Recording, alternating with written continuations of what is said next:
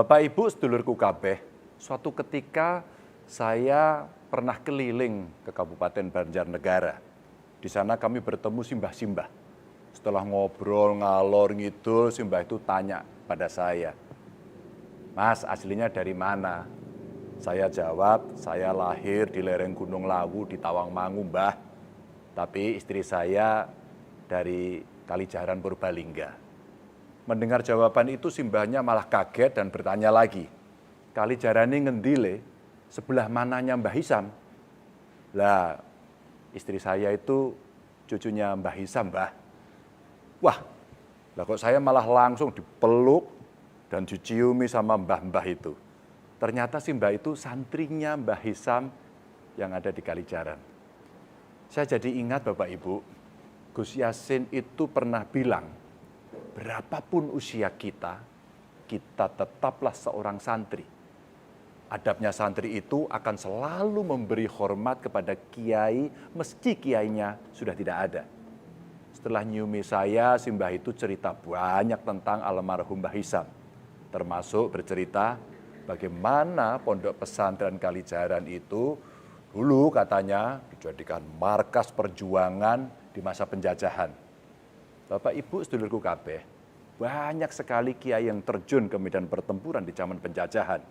Di Parakan Temanggung ada Kiai Subki yang terkenal sebagai Kiai Bambu Runcing.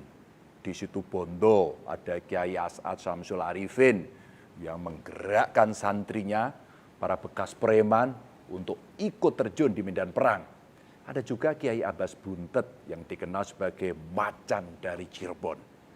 Perjuangan kiai dengan santri bahkan terus berlanjut meski kemerdekaan sudah diproklamasikan.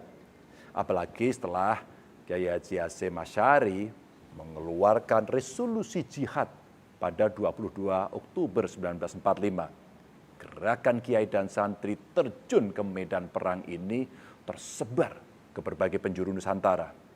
Jadi Bapak Ibu sedulurku kabeh, tanpa mengurangi rasa hormat saya kepada kelompok atau komunitas lain, memang sudah semestinya negara memberikan penghargaan setinggi-tingginya kepada para santri, kepada para ulama, dengan menganugerahkan satu hari khusus untuk diperingati sebagai Hari Santri. Mereka bukan angkatan perang, tapi berani terjun ke medan perang. Kita tidak tahu berapa puluh ribu santri yang gugur untuk merebut dan mempertahankan kemerdekaan. Tapi Bapak Ibu sedulurku kabeh, saya berharap pemberian penghargaan itu tidak membuat terlena para santri di seluruh negeri. Saya menganggap resolusi jihad yang dikumandangkan Yayi Hasyim Asy'ari masih berlaku hingga kini. Jihad mempertahankan NKRI yang diserukan kepada para santri akan tetap berlaku sampai kapanpun.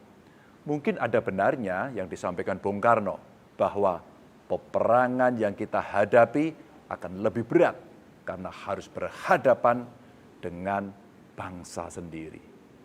Buktinya ada sebagian dari kita menebar teror di mana-mana, menyebar hoaks dan ketakutan kapan saja, memusuhi bahkan menyerang saudara sendiri. Sentimen kelompok bahkan agama dijadikan senjata. Jika keadaan sudah seperti ini, maka pasukan ampuh yang bisa mengatasi salah satunya adalah santri. Jika kelompok penebar teror bertindak mengatasnamakan ajaran agama, maka para santrilah yang bisa meluruskan pemahaman agama mereka.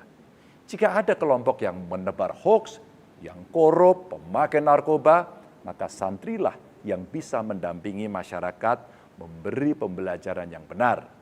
Karena santrilah yang punya pemahaman agama lebih mendalam. Sebagai contoh saja, ketika saya nengok pondok keluarga di Kalijaran, terlihat betul betapa padat dan khidmatnya para santri itu ngaji. Bismillahi, kelawan nyebut asmane Allah. Ar-Rahmani, kang paring welas asih ing donya lan akhirat. Ar-Rahimi, tur kang paring welas asih ing akhirat bloko. Lah ya begitu detailnya para santri ketika ngaji. Bukan hanya pemahaman ilmu secara global yang dipelajari, tapi sampai pada level pemahaman setiap kalimat bahkan sampai pada struktur kata. Subhanallah. Bapak Ibu sedulurku kabeh. Makanya saya yakin selama masih ada para santri yang membentengi, para pengacau tidak akan mampu memporak-porandakan negeri ini. Tapi masih banyak juga PR yang mesti kita lakukan agar para santri semakin kuat. Tradisi keilmuan yang diajarkan di pondok pesantren mesti terus diugemi para santri untuk melanjutkan pendidikan ke jenjang yang lebih tinggi.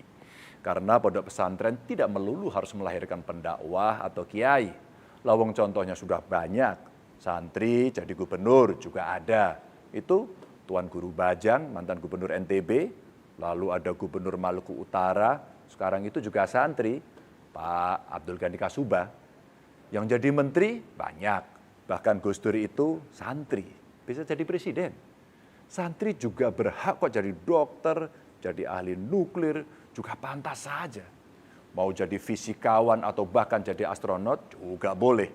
Jadi menurut saya rasa-rasanya kok perlu kita perbanyak kerjasama antara pondok pesantren dengan perguruan tinggi manapun, bahkan dari mancanegara sekalipun. Bisa berupa beasiswa pendampingan pembelajaran atau pelatihan-pelatihan lanjutan bagi santri. Saya kira itu bukan mimpi yang berlebihan. Bahkan dengan segala tradisi keilmuan yang santri jalani, saya bermimpi negara kita jadi pusatnya ilmu. Bukan hanya ilmu keagamaan, tapi juga bermacam ilmu pengetahuan.